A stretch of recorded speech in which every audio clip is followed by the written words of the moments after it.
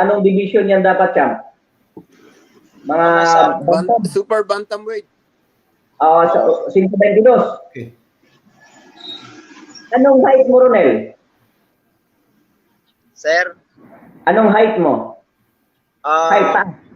5'4" siguro, sir. Hindi ko na... Medyo may kababaan. Medyo may kababaan. Siguro noon sa hanggang bantam, hanggang 115, kung kaya.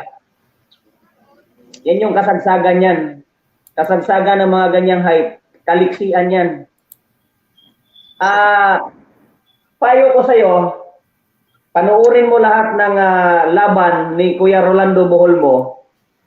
Sikapin mo, magaya mo, lalo na yung mga counter punches niya at saka mga body punches niya.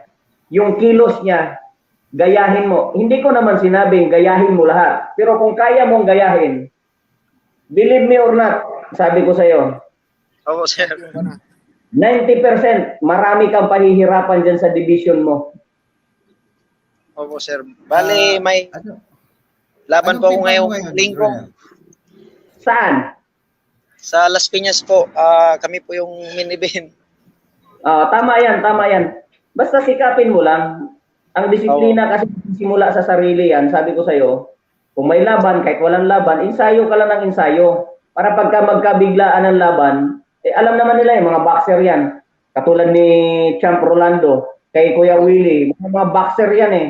Alam nila yung experience ng alam nila yung experience ng yung walang ensayo at ensayado.